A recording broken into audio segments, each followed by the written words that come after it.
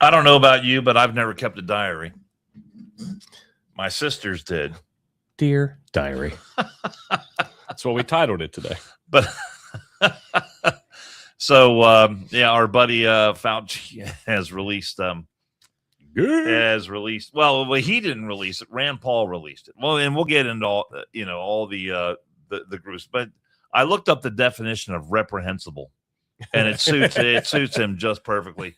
So we'll kick that around today, and more evidence, as if we needed any, that the trans community, the weirdos and the freaks, are coming for your kids. So we'll break all that down today on the One More and I'm Out of Here podcast.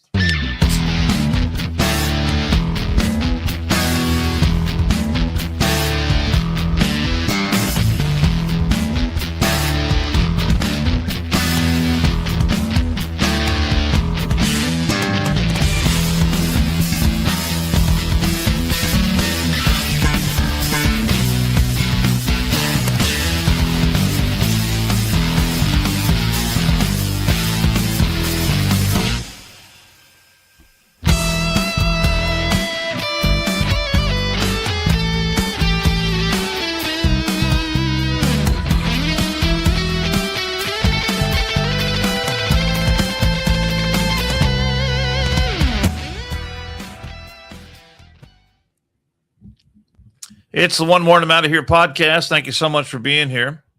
Big day here in Cincinnati. And before we start, Keith, I want to just address something that I noticed on the way here. You want to wish yourself a happy birthday? No, I don't care about that.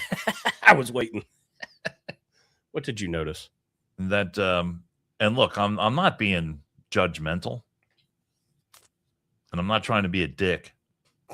But your front yard needs tending too. Oh, I know. It's gotten away from you a little bit. My backyard, I literally just I haven't seen the backyard yet. I literally just cut it. But yeah, I got to get my my riding mower. I was going to say, you've got a riding mower. Yeah, but all right. So real quick, I won't go long on it. But so I push mow. I push mow the front. Because it's a little postage stamp. Backyard's fairly sizable. I could push mow it if I chose, but yes, I do have a riding mower in the shed. Battery was dead. I had to jump it to get it started the last time I cut, and I knew I was going to have to get a battery. So I'm cutting. Well, the mower shuts off. Well, I'm like, the battery's bad. I know that, but it shouldn't need the battery once it's started. Just shut off. It just shut off. So I went in right out because I knew I was going to have to get a battery. Got one. Put it in. She's cranking, but I can't get her to fire. So I'm going to have Bill across the street come over and assist me because I am not much of a mechanic. All right. So, worst case scenario, I'll have my buddy Dustin come over, pay him his lawn company to come knock it down. But yes, I completely agree with you. I am lacking. For a long time, you didn't even cut your own grass. You're right. Does Pappas mow his yard, or does he have someone do it? Is that a trick question, or do you know? I don't know for certain. There's no way he cuts. There's no way. I'm going to assume that he doesn't. He pays someone to do it. Yeah, I would go that route. I would go that route, but so there are times when people put into words thoughts way better than I can, and you remember a long, long time ago when we had on. I think we had him on a couple of times. Our buddy Eric Matheny. Oh, yeah. From Florida, who is also a podcast host. He hosts a podcast called Bob and Eric Save America. And he has been all over this Anthony Fauci stuff. And he has been, since day one, a guy who has pointed out the truth about Fauci. And now that his diaries have been released by Rand Paul, and he testifies on Capitol Hill tomorrow. You think he'll take the fifth? I don't know how he does it. I don't know if he's allowed to, though. With him having what Biden gave him, what's the word? He got I know I'm drawing a blank on pardon. He got a pardon. I think he has to answer. If you have a pardon, I believe I'm gonna have to look that up. I believe he is required to answer. Okay. Don't quote me on it. Let's just see Well, let's see what the check chat. with my well, Eric Mathaney's an attorney. He would probably have the answer to that. But he testifies on Capitol Hill tomorrow, and I know there have been some of our lawmakers who have been talking about they want to go back and see if his pardon is actually still good, if his pardon actually covers him lying to Congress. Here, real quick, if the pardon is good because it was written by the auto pen, right? Yeah. So whether it's legit or not, right? So I just typed in real quick. Does Fauci have to answer questions during his hearing tomorrow? It says yes. If Dr. Anthony Fauci appears under a valid Senate subpoena, he is generally required to appear and answer questions from the committee. Tomorrow's hearing is before. However, that does not mean he must answer every question. He may lawfully decline to answer in certain circumstances, including Fifth Amendment. So there is that attorney-client privilege. So he could take the Fifth. He could. Okay. I knew that was a question. And I know the Drinking Bros were talking about it this morning. So look, the dude is a coward. I think he'll take the Fifth. But go to just the X feed of Eric Mathaney, Matheny, Eric Mathaney, and he has put up some outstanding posts about Fauci. One from a couple of days ago. He's got a picture of Fauci, the most prolific serial killer of the 21st century.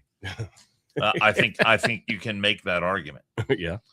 Here's another separate post. He writes, COVID was nothing. It was a flu. In fact, it was the flu, the one that comes every year. Also, the same one that magically disappeared in 2020. It was fully feasible, or I'm sorry, it was fully treatable, and we could have gone about our normal daily lives. But if COVID was in the news, neither was Fauci. And those are some of the things that he writes about in his diary. I saw actually two excerpts from his diary, and I know you've got a list of them there.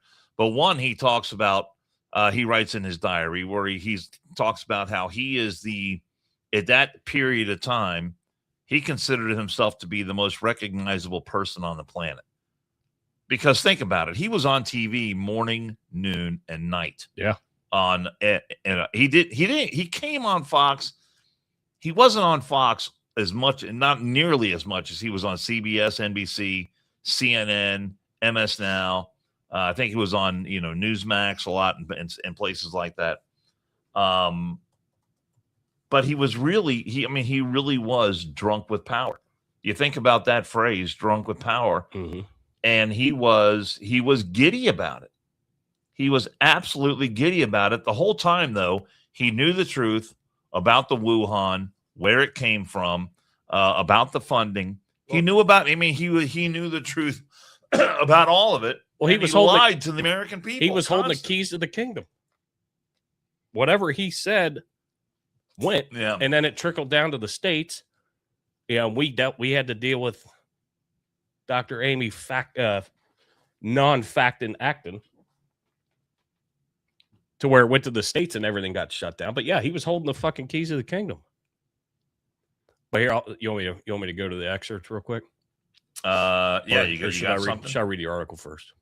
Go ahead. Yeah, inside Fauci's private diary, what he wrote about Trump, TV personalities, and celebrities. And I was going to read most of this, but I won't because we got excerpts now. But newly released diary entries by Dr. Anthony Fauci offer an unfiltered look at what the nation's top infectious disease expert really thought of the politicians, television personalities, and celebrities who filled his orbit during the COVID-19 pandemic.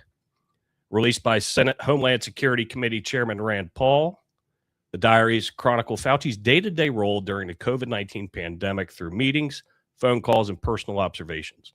The release comes days before Fauci's scheduled to testify, which we talked about, which will be tomorrow. You know what time it starts?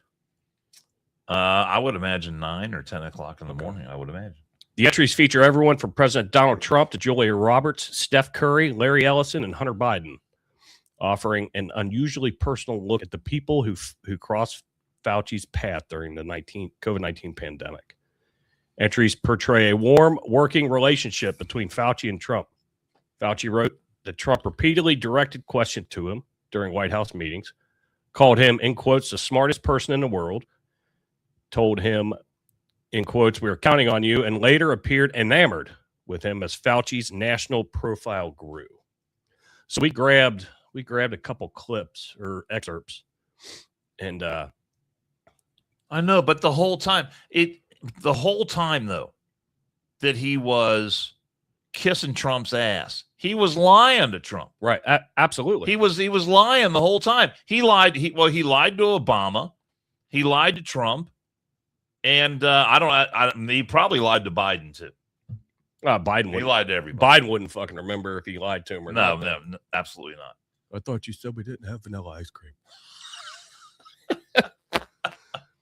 So the 10 most discussed revelations from Fauci's journal entries, and this is based on different reporting outlets, advised to close New York City's bars and restaurants. A March 15, 2020 entry reportedly states that Fauci told then Mayor Bill de Blasio he should close bars and restaurants in New York City, and that de Blasio said he would base the decision on Fauci's recommendation. This entry has received attention because Fauci later said publicly that he did not personally. There's multiple videos of him out there, and he did. I mean, he literally thousands of interviews.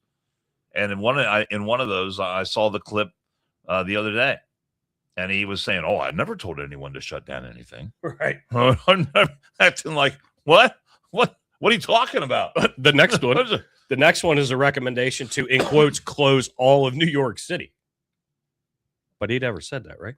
Another March 20 entry reportedly says Fauci advised de Blasio to shut down the city more broadly as COVID-19 cases surge. Critics cite this as evidence of his direct influence on shutdown policies, while supporters note that officials were responding to an emerging public health emergency.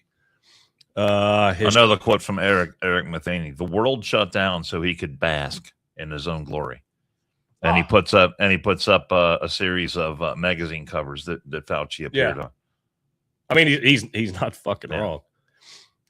His changing relationship with President Trump. Early entries describe a positive working relationship, including Trump praising Fauci and relying on his advice. Later entries portray Trump as rambling, crazy, and desperate, and a true embarrassment, reflecting growing conflict over pandemic messaging. Fauci knew there was a world of difference between dying of COVID and dying with COVID. You remember that? Oh yeah. Remember how many motorcycle accidents? Right. Dying with got COVID. Attributed to fucking COVID. So someone would come in from hey, maybe they've got 20 bullet wounds in them. So someone would come in. Oh, they're leaking COVID all over the floor. And they would die. They would die, of course, from being homicide, being shot, maybe getting run over by a car or a train or a bus. And then they would would draw blood, and if they had a positive antibody, and then they say, "Oh, they're dying with COVID." Yep. And because the hospitals at that time were cashing in if they had COVID deaths. Yep. So tons of money changing hands throughout that whole fucking Matheny process. writes, Fauci knew there was a world of difference between dying of COVID and dying with COVID. He purposely conflated the numbers to make it look significantly worse than it really was.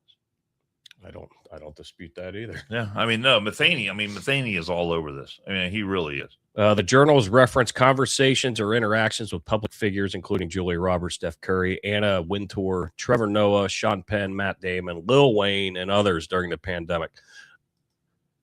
How do you think that conversation went between the nerd Fauci and Lil Wayne? Oh my God. I mean, I have no idea.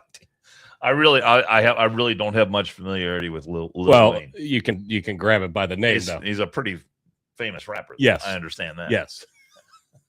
How does Fauci get in Lil Wayne's contacts, and how does Lil Wayne get in Fauci's contacts? That reminds me, there was a show at Riverbend last night called 5 Seconds of Summer. Some boy band. I have no idea.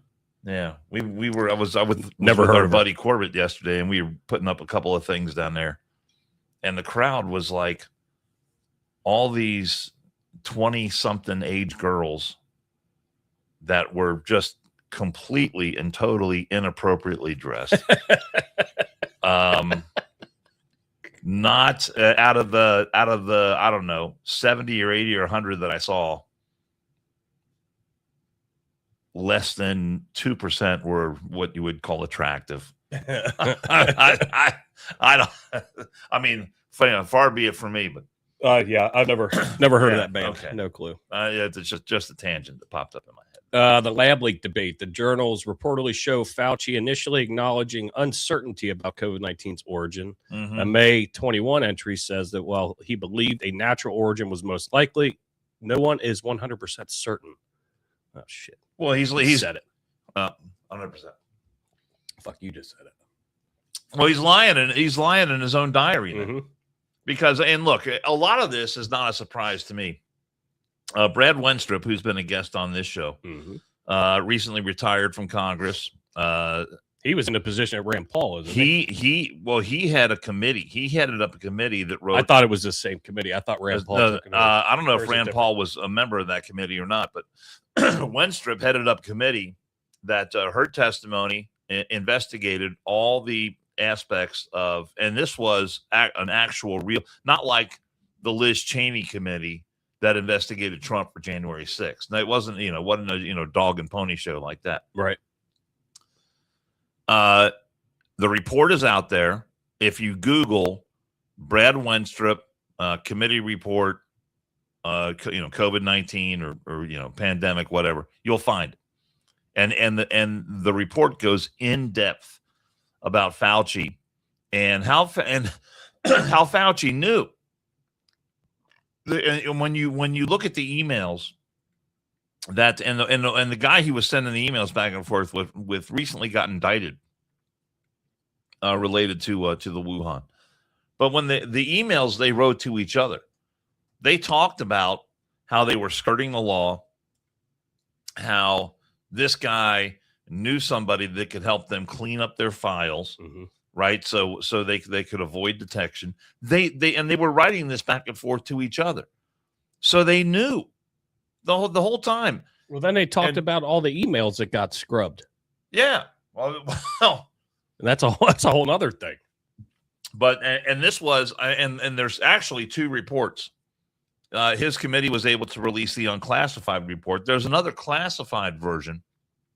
And the stuff that's in the unclassified, I didn't know that. The stuff that's in the unclassified, to my way of thinking, is enough to put Fauci away for life. I can only imagine what's in the or the classified version. Eric Matheny writes. Why would they have two versions, though? Well, because I mean, there's a lot of national security implications related to stuff like this. Over a disease. When you talk about money that goes to China. When you talk about the NIH, when you talk about the deepest, darkest recesses of the federal government, I get it, but there's some of those secrets that they can't let out. I understand. There's a classified aspect. Version of the report that Wenstrup's committee came out with, okay. I've read large sections of the unclassified, and it's jaw dropping. It is literally jaw dropping. The stuff that they document in there. And Eric Matheny writes this: since 2020, we knew COVID did not come from a marketplace. It was manufactured and bioengineered, paid for by the agency that Fauci oversaw. We knew therapeutics like hydroxychloroquine and ivermectin worked. We knew that lockdowns would destroy the economy. We knew masks were dehumanizing virtue signals, not life-saving pieces of medical equipment. Fauci lied. He helped create COVID. He helped create it with taxpayer dollars from me and you and everyone watching this podcast right now. He's a mass murderer. He should spend the rest of his life in prison. Yeah, I mean, our buddy Eric Matheny talking about Fauci. The amount of hysteria, and I know I've talked about it on this show before, but with being a first responder and working in it, the messaging was so bad, and it has nothing to do with my bosses. It was the messaging that was coming down from the county, from the state to the counties and all that. I had 17 different masks that I could wear, but nobody knew which one to wear. I mean, one full face with canisters, one not full face, but just covering here with canisters. paper masks. I mean, what was? I mean, your life N95 masks. Your day-to-day life and your life at your workplace completely and totally changed. Oh yeah, the way you had to interact with people who needed your services right now. And then how much did the fact that you had to go out to do all these protocols, take all these precautions, gear up the way you had to gear up, and interact with these people, how much of a delay did that cause in you getting to someone? And I'm not just saying you, but other people who were in your position. Oh yeah. And in your position, seconds, minutes matter.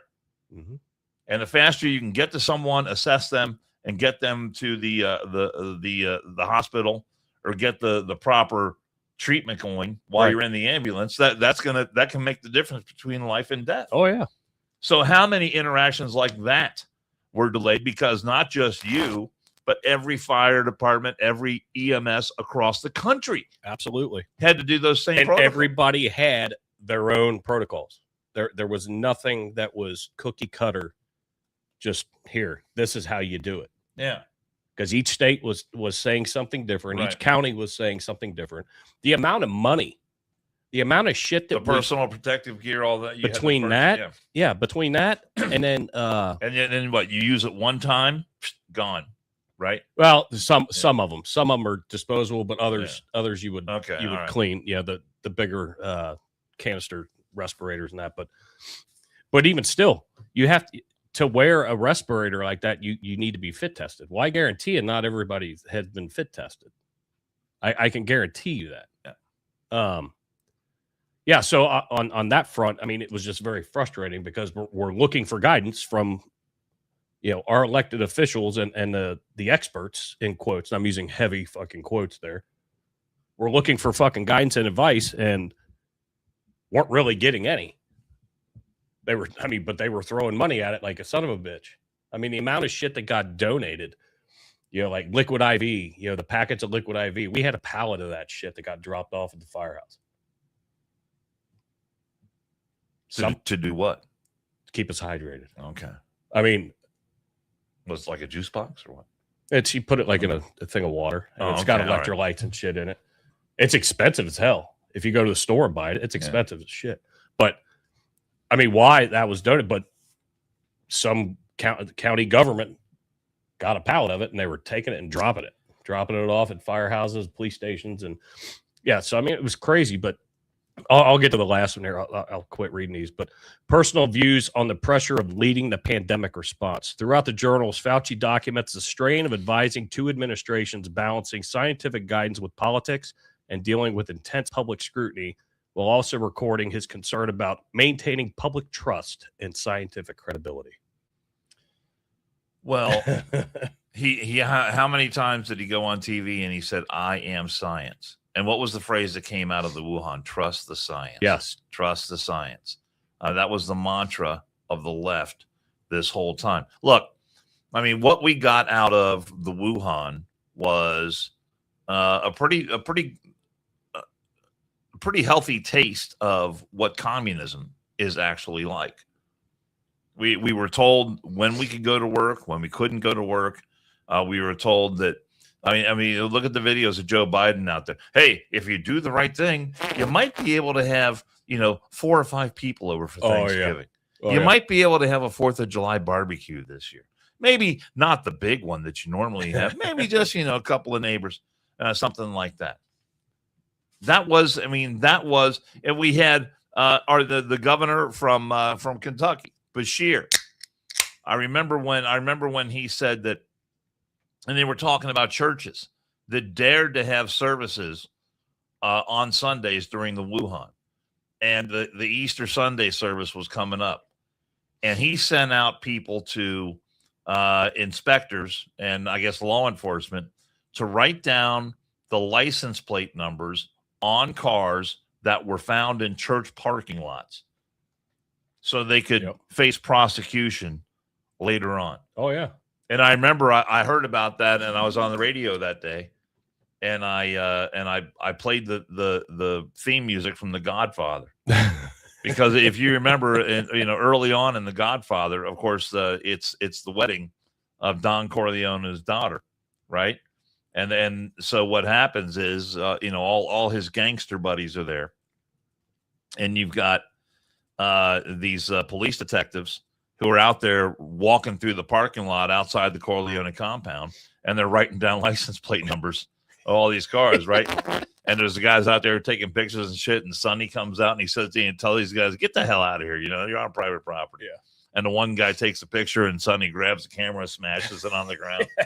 He whips out like $300 and throws it on the ground. But that was very authoritarian. But the rules didn't fit everybody, because if you remember, our favorite Gavin Newsom, yeah, sure, he was at the French Laundry. He's at the French Laundry. I'd never heard of that fucking restaurant, and never would have. No, if it weren't for had it not been for that. But he's allowed to go out, sure, and hang out with his peeps. It was fine for him. Yeah. And who else was having dinner out? We had Dr. Fauci and Jake Tapper. Mm-hmm. Let me see. Fauci writes that had dinner at my home with Jake and Jennifer Tapper. Relaxed, good time. Jake clearly believes that Trump is totally nuts. So he had dinner with Jake Tapper, I guess, and on many occasions. And Jake Tapper had the gonads to go on, and then look, he was sucking Fauci's dick on live TV. So to say, metaphorically speaking, right? So Jake Tapper just went on and on and on, talking about people who lie, and how he was disgusted by, as if Fauci was the purveyor of truth, and here's another, and we haven't even talked about this. Why yet. are you assaulting me? Here's another aspect. Well, Pelosi getting her hair did. She got her hair done, right? And when she was questioned about it, our friend Stephanie, who cuts hair for a living, what did that do to her business? Oh, we won't talk about it, but I'm just saying. Oh yeah, she had to close her shop. Yeah. It's again, that's not just her, but thousands and thousands of other people just like her. So how many people couldn't go to their family members' funerals? It's friends of ours. Yeah. You had a loved one in a nursing home. You couldn't go visit them. No, this touched our lives very, very closely. And a lot of you watching right now, it touched your lives very, very closely as well. But this whole thing, get this cut from Jake Tapper. So here's Jake Tapper talking about how he just abhors dishonesty. And of course, it's the Trump administration that was full of dishonesty. One of the things about the Trump era was you kind of had to steel yourself for interviews with people that might misrepresent the facts and might so at a certain point, once somebody proved themselves to be a liar, I just stopped booking them. There are some people that are they're just so mendacious, I just wouldn't put them on air. Kayleigh McEnany, I never booked her.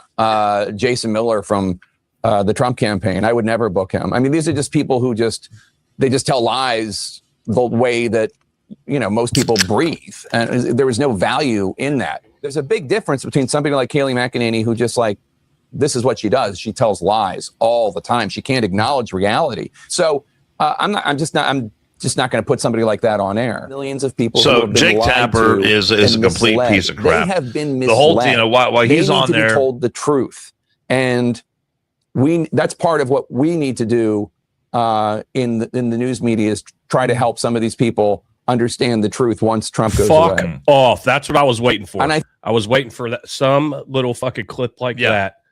Fuck you. That's what we in the news media have to do. We're the ones, and CNN does it, and Stelter did it the other day.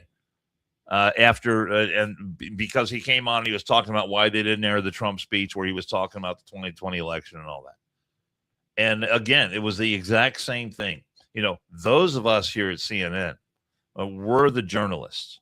And ABC and I think CBS refused to air it as well.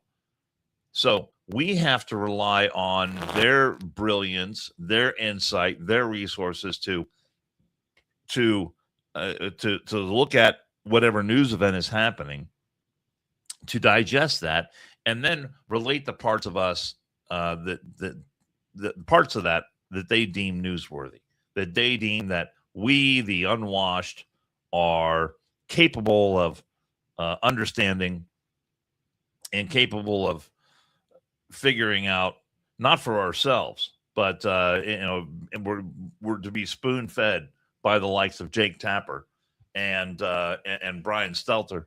So that video was posted by a person who goes by the handle of Maze on X.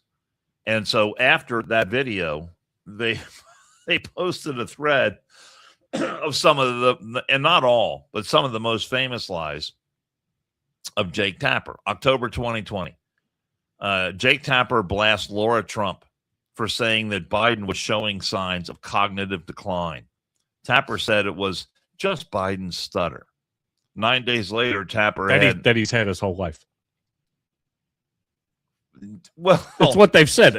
He had that can stutter claim his that. whole life. Yeah, that's what they claim. And I think we've played on this. Go back and look. This podcast clips of Joe Biden from when he was in the Senate in the 1980s and the 1990s, and he goes on at length, and you don't detect any stuttering at all. Right. So this whole notion that he's a stutterer and Jake Tapper is using that old crutch. 9 days later, though, after he blasted Laura Trump, he had on Mary Trump to discuss how Trump was mentally unfit for office. She's got a clip here of 6 different occasions when Tapper spread the fine people hoax, repeatedly claiming that Trump never condemned white supremacy or neo-Nazis. And we all know that that is a complete and total lie. 2022, Jake Tapper spreads the lie that 5 people lost their lives because of the insurrection, and then plays a deceptively edited short montage of Trump's January 6th speech. Oh, yeah. So we know that is a complete and total lie. Let me see. Last year, while promoting his book, Tapper claimed that he didn't defend Biden's cognitive ability during an interview. He said the video was deceptively edited. And so then she shows the video of Tapper and what he actually said.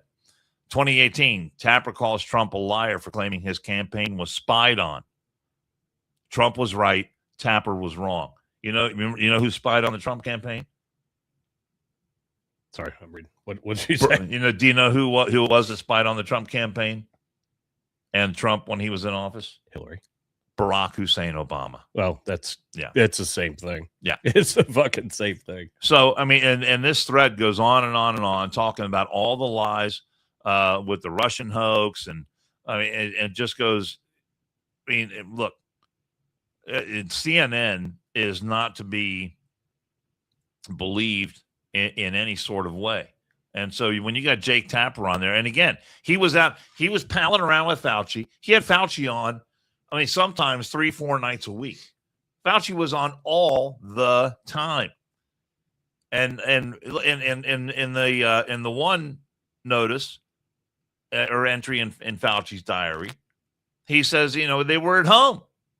So Jake Tapper is visiting Fauci at his house. Right. And they're having dinner. He brings his wife with him.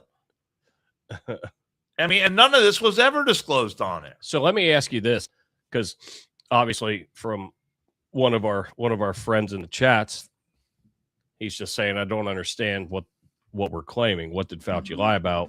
What was his motive? Did COVID not exist?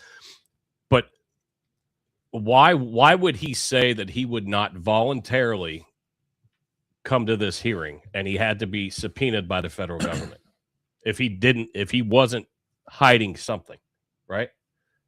Because if I have nothing to lie about, oh sure, I'll come and let you fucking interview me. Well, or I'll come to you. You know what I mean? These committees, these congressional committees in Congress, these congressional committees have subpoena power. Many of them do, mm-hmm. and they can subpoena anyone. They can subpoena me. They can subpoena you. Yeah. But why? But if he had nothing if he wasn't lying about something, why would he not go voluntarily? I don't know. I mean, advice of counsel. I mean, And obviously there could be 1,000 different reasons. and why the you don't things go that and the voluntarily. things that we have seen over the last few years of what he stated and what actually got documented were fucking lies. They're out there. So I don't understand what's so hard to fucking wrap your head around, but I just wanted to acknowledge. Well, I just wanted to acknowledge a chat. Well, the lies have to do with it was against. I don't know if it was illegal, but the policy that time, and this was my understanding of this is under the Obama administration. Things like this gain of function research, and this is a thing that Rand Paul has really zeroed in on, and I think this is how he uncovered Fauci's involvement of all this. That the gain of function research was not to be funded by the United States taxpayers, but somehow Fauci got a workaround all that, and he was funding this research at the Wuhan lab, and it was gain of function research. Rand Paul knew it. Rand Paul called him out on it, and Fauci said, "Well, you don't know what you're talking about." I'm a professional. Yeah, I am science. Blah blah blah. So that is sworn testimony before Congress. So I don't think there's any question. And he gained lied money. about that. He gained money. Lying in front of Congress is still a crime. You're not, it's frowned upon. You're not supposed to be doing that, and you can be prosecuted for it. Oh yeah, and I don't know all his connections. He had financial gain out of this. There was a lot of financial gain for him with the. He's asking what the motive was. Well, yeah, I mean, money is a motive. Notoriety, money. But I mean, read the excerpts from the diary. He was absolutely just wallowing in the fame, the notoriety, the constant demand for him to be on TV. I mean, he just thought it was the greatest thing that ever happened to him. I mean, read the entries in the diary. Read what the kind of stuff. I mean, well, he's going to tell us that he read everything. He was drunk with power. He was absolutely giddy about all the attention and Amy Acton was the same. Amy Acton was, I guess our version of Fauci here in Ohio. And she said, I remember listening to an interview one time, and she was giggling while she said it. She said, I've never had and I guess, her whole time in public office, doing public health related stuff. She said she's never had a time when people, she would actually tell people something to do and they actually did it. and that was her experience with the Wuhan, because we were being lied to about what it really was, where it came from, how deadly it was. Everybody was seeing her every day. Yes. On television. I mean, the government overreach was spectacular and something it'll never happen. I don't think it'll ever happen again. What would you equate that to? Like in your lifetime? You just since it's your birthday today. Equate what to? This experience. I actually call it an experiment, to be honest with you. The whole Wuhan? For me, I pretty much live my life as if the Wuhan wasn't happening. But in your history, I still went to her. Do you remember anything that affected? No, absolutely no, nothing. Nothing like this. And I talked about, I was still doing my job. I was still on the radio. I mean, things at the radio station changed a little bit, but I still went on the air. And I said at the time that the government overreach that we're experiencing right now is completely out of control. Mm-hmm. I say, and my point was, does the government have a role in this? And the answer was yes. The government has a role in this, and when their role should be information. They should be telling people what they know about the disease, what they know of that is the best way for people to protect themselves, right? And I would say that they should give you some options. Let's say that you get sick easily, or maybe you've got and the number of people who died with comorbidities on this, that was the vast majority of people who died because they came down with the Wuhan. And I said, what the government ought to do is say, look, if you've got, X number of health issues and you do this, you have to go out every day, you're around people every day, maybe you want to cut back.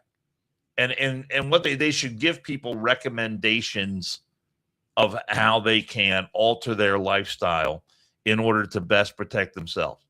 Because I said from the very beginning that the best way, and I didn't talk about the Wuhan every day, but I said the best way for us to get past this is for everyone to do what is in their own best interest, not government mandates, not the government coming out and shutting down every single school.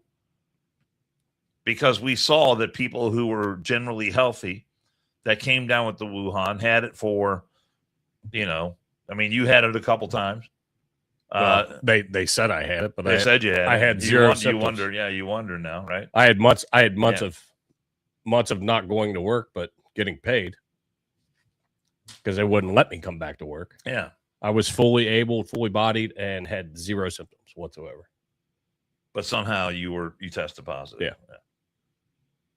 And continued to test positive. Yeah. Guess what? Didn't change anything outside of not going to work, but collecting a paycheck, which I was like, I want to come back to work. They're like, well, you can't. Okay. Follow the rules. Trust the science. Trust science. I followed the rules. And I'm not going to go into this deeply, but I know this event too. Literally, this is the most I've ever talked about the Wuhan. Well, this event. I mean, we've been on what 40, 43, 44 minutes now, and this is literally it's a big fucking deal. The most I've ever talked. It affected everyone's life in so many different ways. It cost the taxpayers of this country so much money. It exposed so much of what was going on with education and the whole. I mean, someone ought to do a documentary on this. Have you ever looked at this though? I was just going to hit this All real right. quick, but this event 201. What is Event 201? Was a pandemic preparedness exercise held on October 18th, 2019, about 3 months before COVID-19 was first identified. I have heard about this. Jesse Waters talked about Bill it. and Melinda Gates Foundation, along with Johns Hopkins and Johnny Hopkins. I used to smoke weed with him. What made you get on this? What made you get on Event 201? No, I find the Okay. irony. All right. I find the irony right before our whole fucking world shut down. They had a preparedness exercise. They war gamed. They war gamed the whole thing. And they were looking at issues, international coordination, medical supply shortages, vaccine development, misinformation, economic disruption, travel and trade impacts. And just look it up. Look it up. I've read into it a little bit. Yeah. I mean, I'm not saying that one's attached to the other, but I'm not a police detective, but I can pick up a fucking clue. There's somebody who was in a position of influence was following a lot of that game plan right there. Yes. There's no question. But yeah, I mean, it was frustrating though. Like, I mean, are we supposed to believe it just a coincidence? Do you believe in coincidence? I mean, I believe in coincidence, but not well, anything of that fucking of that magnitude and that fucking time frame. Not to that degree. But yeah, no, I mean, I think it's very relevant and very interesting that, his diary got fucking released. Like you said, your sister wrote a diary. Britt Hume called it the worst public policy decision of his lifetime. The whole thing. Oh, yeah. Yeah. I mean, Yeah, he was on Brett Baer last night. I didn't get to watch that. Yeah, so we'll see what happens tomorrow. Fauci is supposed to testify before this committee. I mean, that is going to be an absolute circus. I'll be driving around, but when he shows up in DC, I'll be able to watch C-SPAN tomorrow, so I'll be able to eyeball all this while it's happening in real time. You can give me a full report of what I missed. It'll be interesting, but I've got to, like you, I've got to cut my grass tomorrow. I wonder how many times I plead the fifth. Well, the thing is, if you plead the fifth, you got to do it. That's got to be the first thing out of your mouth, right? And it's got to be the only thing out of your mouth. You don't have the ability to answer one question. It's like the gal from Act Blue, who was there a few weeks ago.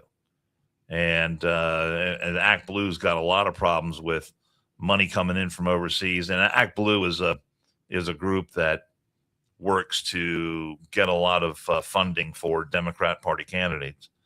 And so they may have run afoul of some of the campaign finance laws and things like that, especially when you talk about money coming from overseas.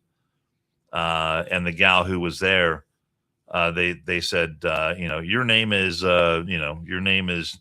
Jill Billy, right?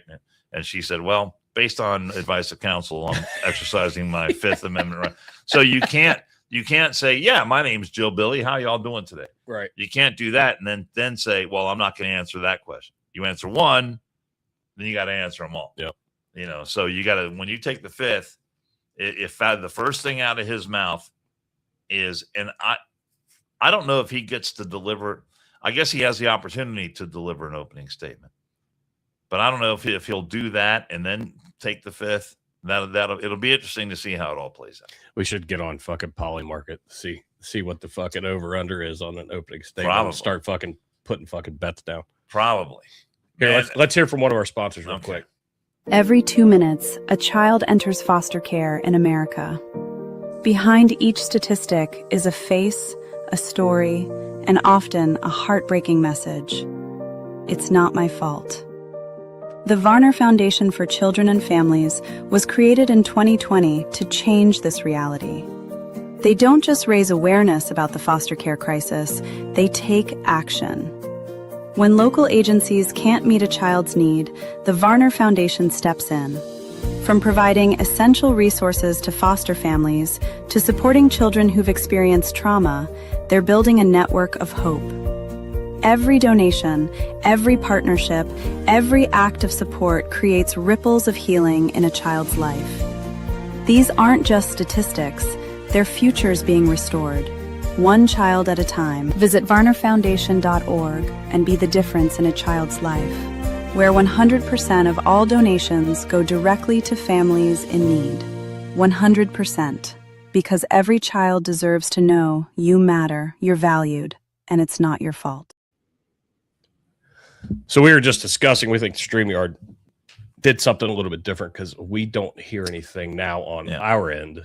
But luckily, we know how long all these cuts are and can tell. But yeah, I wanted to make sure they were coming through because StreamYard will change some stuff and then not even tell you that they did. So, all right. So I think we've pretty much worn out the Fauci thing. Let me put up that headline that I sent you. Oh yeah, this one. About and this is something I heard about. I don't know, maybe a week or so ago, but. This article popped up on my social media feed, and it comes from the Daily Wire, which is a great website, by the way. Daily Caller, Daily Wire, two really good websites you should look at every day if you can. And the headline is this: trans dolls with removable genitals will be used to teach 4-year-olds. 4-year-olds. Kids can select bodies, genitals, clothes, and other accessories as a way to visualize their anatomy and genders. And where is this happening? Minnesota schools and hospitals. Minnesota schools and Minnesota. Home of the Somalis. You fucking sent me this, and I was like, this can't be fucking real. Ilhan Omar. Home of what's that governor's name? Tim Walz. Tim douchebag. I mean, this guy could have been our vice president. And I mean, look, the legislature, the people who make up the governing body there in Minnesota, they are completely nuts. But how many times have I said when it comes to all this transgender stuff? Hey, look, if you are a transgender individual, God bless you. Live your life the way you see fit. Live your best life. But for the love of God, can you please leave the kids out of? Do 4-year-old kids need transgender dolls where you can take the penis off of one and put it on the girl part of the girl doll? Do we really need that for 4-year-olds? No. Is that appropriate in any way? whatsoever. Well, if you obviously, I mean, it reeks of obviously, pedophilia. obviously, you ask some. It reeks of creepiness. It does. It is absolutely the worst kind of thing. That it's beyond imagination that something like this would even be. I mean, who sits around as an educator or a school board member or someone who makes policy decisions? Who sits around and looks at this and says, "Yeah, that's a good idea"? That seems like the right move. Let me ask you, and here's another question. And I've seen so many people talk about this lately. Think back to when you were growing up. I mean, for me, that was a long time ago. For Kiefer, not so long ago. That was pretty long. When you were growing up and you were in school, how much one did your teachers talk about the idea of transgenderism, and then two, how many kids in your class that you knew personally? And this is a question not just for Keith, but for everyone who happens to listen to this podcast and is listening right this moment. When you personally were growing up, how many kids did you know that had this and what do they call it? What's the clinical term for gender dysphoria? Yeah. How many kids did you know with gender dysphoria? Girls who thought they were boys or boys who thought they were girls? The answer for me is zero. The answer for a lot of people I know is zero. Maybe I'm literally racking my brain. Maybe you knew someone that that was afflicted with this. To be honest with you, yeah, I cannot think of any offhand that I went to school with. How many 4-year-olds do you know of that are actively thinking about being a boy or being a girl, and maybe they can switch sexes and knowing what they're wanting to do? Yeah. The answer for me is big fat goose egg. Zero. I mean, it is absolutely sick. That I haven't read the whole article, so I don't know all the details about the dolls. What they got? A little Velcro? You got a little Velcro penis on there. You got some Velcro titties on the girl doll. You can lop those off just like, oh look, I'm having surgery. Then I take the. It's like playing Operation. I take the fucking 2026. I take the Velcro penis from the boy doll and put it on the girl doll. Look, mommy, I'm gonna grow a penis. 4-year-olds, and then and what is 4-year-olds? You don't go to where I come from. You don't go to kindergarten until you're 5 years old. So we're talking about pre-kindergarten kids. Most pre-K classes are run by what? By public schools, by government. Right. This is what Zorhan Mondani wants.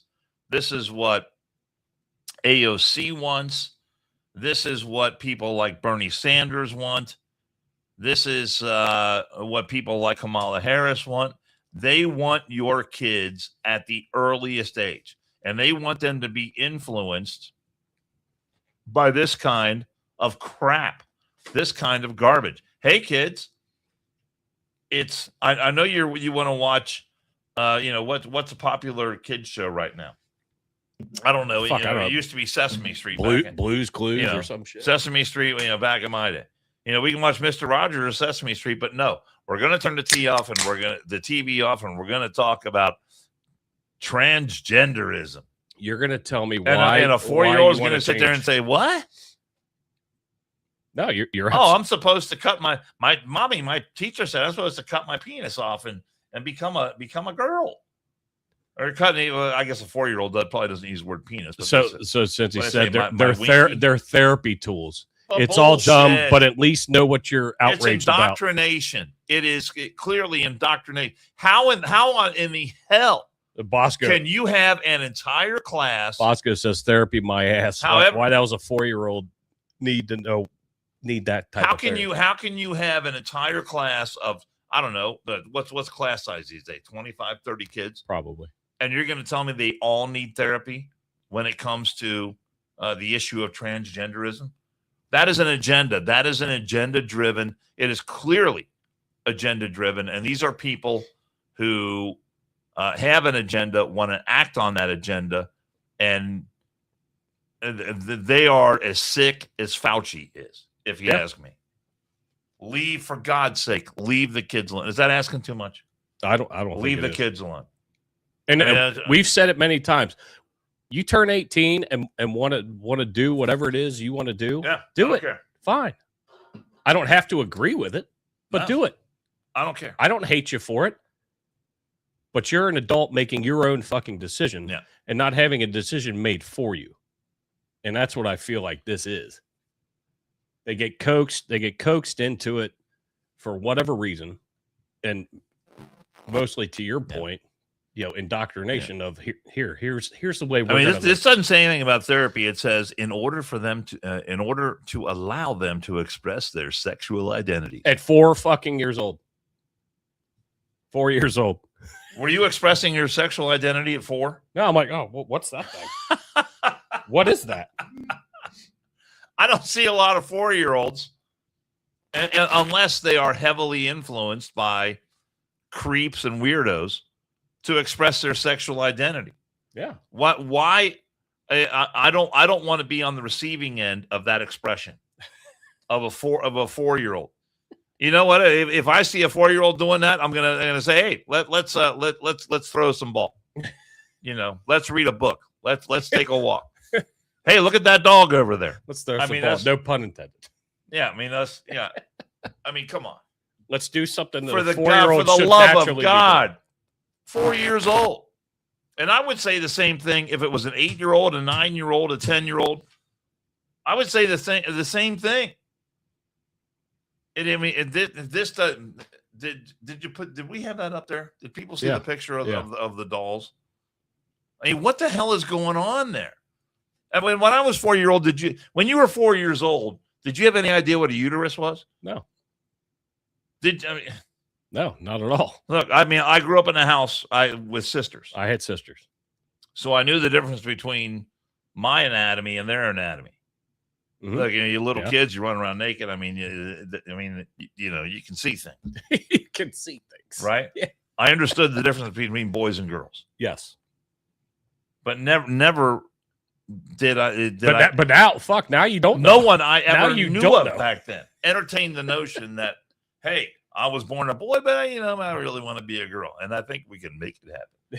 And I'll play with the little doll here to express my gender identity. For God's sake. What the fuck? These are not concepts that kids need to be introduced to. Look, I have a full understanding. I probably didn't get on to the whole idea of transgenderism until, I don't know, 3 or 4 years ago, 5, 10, I don't know. Maybe I'll say 10 years ago. I don't know. When we used to listen to the Lou Reed, Take a Walk on the Wild Side. Mm-hmm. Right? Oh, yeah. David Bowie. Got your mother in a world. Not sure if you're a boy or a girl, right? Like that. But I never really, thought that really meant it. Layla. Didn't really put any credence. Or Lola. La la la la Lola. Oh, yeah. I mean, kind of stuff like that. So, I mean, these concepts were out there. But I never really took any of that kind of stuff serious. I never thought it had anything to do with kids.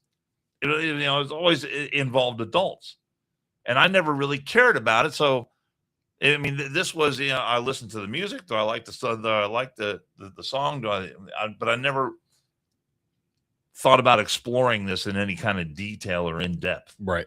Because, I mean, I had a notion that it was a very small segment of society that was involved in that kind of, and I think that is still the truth.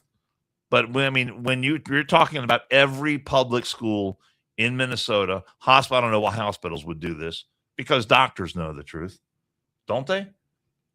Didn't we just fucking hammer that for the first 42 minutes? But Fauci, I wonder if someone's going to ask Fauci. Dr. Fauci was a woman.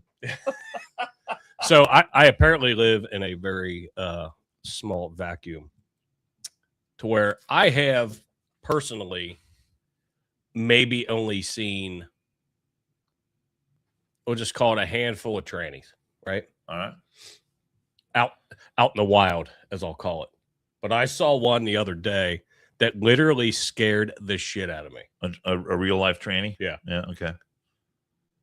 And if I could have gotten my phone out, because I was going to send it to you in Pappas, but I couldn't get it out without being watched. And But it was a Metro bus driver walking out of a speedway, bus parked on a major thoroughfare. And I'm pumping gas. And I just turned around and looked. Not like our one boy that was pumping gas at one time. Not like that. just clarifying. Yes. But, I turn and, I'm nice. Yeah. I just, I see somebody, I just throw a hand up. Hey, how are you? Throw a wave up. This was the biggest bitch, dude, whatever you want to call it, that I've ever fucking seen. Probably 6 foot tall. Every bit of 275, 250, 275, but just tall and big, not fat. Okay. Little, I don't know what the hairstyle is, but like little, like gray hair, like kind of like what they call it, a bop or whatever. I don't know what they call it. But like not real long, but right here. Face looked just like you. I mean, dude as dude could be, but in a skirt, in heels, in pantyhose. So you're saying he was good looking? Well, let's not go that far. And I'm like, I was like, hey, how are you? You didn't think it was me for a second, did you? No. Okay, all right. But I'm like, what the fuck did I just see? Now, I talked to a couple buddies that saw it as well. And they're like, that's a huge bitch. I mean, I was like, holy fuck. And it was just, and literally like. This individual is operating the Metro bus. Correct. If you get on the bus and that's your bus driver, what are you doing? I'm riding the bus. I don't care. You're okay? I don't care. Because Because I know it's a dude who can drive. I mean, are they? I don't care. But I just said it. I don't care what you do. Okay. All right. But it was just shocking because I'm like kind of half. You're thinking attention. this person is driving the Metro bus. They are fully qualified. Sure. They went through operate. testing. Okay. They went through testing. Very good. But it caught me off guard because it was just out of the corner of my eye. Hey, how are you? I was like, oh shit. I was hoping my facial expression didn't like come out like what I was feeling. Did they return your salutation? Yeah. Hey, how are you? Dude, I was like, what the fuck? And it was witnessed by multiple other people. How's it going? And they were like, yeah, how was that interaction? I was like, dude, that fucked me up for a minute. My gender dolls were created by staff at the University of Minnesota and a publicly funded university. So if you're listening to me right now and watching us on the YouTube, and maybe you have a kid, Cincy's got family and a kid in your life that is going to that's why he's hitting this so hard, attending the University of Minnesota, I would recommend against that. If this is the kind of stuff they're interested in at the University of Minnesota, that's just me. Maybe it's a fine institution of higher learning, but on this score, I think they're really missing the mark. Yes, for 4-year-olds. For God's sake, that's crazy. I want to hit this last one real quick. This is just super quick, and then we're out of here. All right. But Joe Billy sent me this. I saw this when it first happened, but let's pull her up. Wisconsin brewery that offered free beer when Trump dies says their alcohol permit was revoked. Whoopsie. Owner Kirk Bangstad vows to fight tooth and nail after the Department of Revenue ordered the license pulled by August 4th. What did you think was going to fucking happen? Did they get a visit from the Secret Service? I would hope. Wisconsin brewery known for anti-Trump social media posts, including one promising a free beer promotion upon the death of President Donald Trump, has had its permit to operate in the state revoked. The Milwaukee Journal-Sentinel reported Monday that liberal activist and brewery owner is vowing to fight tooth and nail after receiving a letter from the state's Department of Revenue. Excuse me. Was it Minocqua Brewing Company's permit to operate in Wisconsin? As you can imagine, I'm not taking this lying down. He wrote in a Substack post on Sunday. We're going to fight the state of Wisconsin tooth and nail. And once again, they'll have to pry me out of my tap rooms before I stop selling pry beer me out of my tap to room. thirsty progressives who come to visit. Does he still want Trump to die? I would imagine that He also asked readers to donate to his legal defense fund, writing, as usual, fighting to keep my business alive means I have to pay lawyers, and that's never cheap. Every time this happens, I rack up $100,000 in legal bills before we even see a judge. Just a quick note here to just don't do it. anyone that runs any kind of business, if you announce that you are going to be offering promotions based on the whether or not our president is alive, and I don't care what kind of president it is. I don't care who it is. If you're going to do promotions based on whether or not our president gets assassinated, I'm not going to patronize your business. No. Like, it's just, I mean, it's a simple decision for me. That's a human thing. That's not even a political thing. It's a fucking human thing. All right. So look, we've done a great service for a lot of people today. And Jason, before we go, this headline just popped up on my feed. I'd like you to read this headline here. ABC, NBC, CBS, CNN, and MS Now, or as I call it, M Snow. Ignore Fauci diary entries that reveal fixation on fame during COVID. Networks failed to mention the story from Saturday through Monday morning, according to a search of transcripts. So think about all the people who get their news from. How about censorship? ABC, NBC, CBS, CNN. There's not censorship. They are selectively they're censoring themselves. Which but it's their own. It's their own companies. They can choose to do. I'm just saying.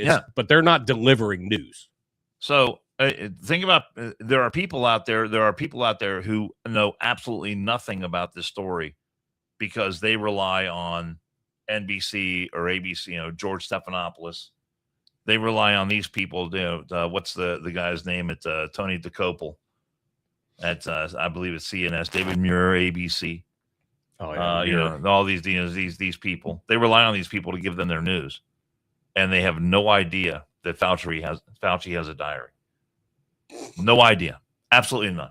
So I like to think that we performed a service. That's called scrubbing today. It's called scrubbing. Well, that's what they do. Yeah, that's what they do. That's our news media.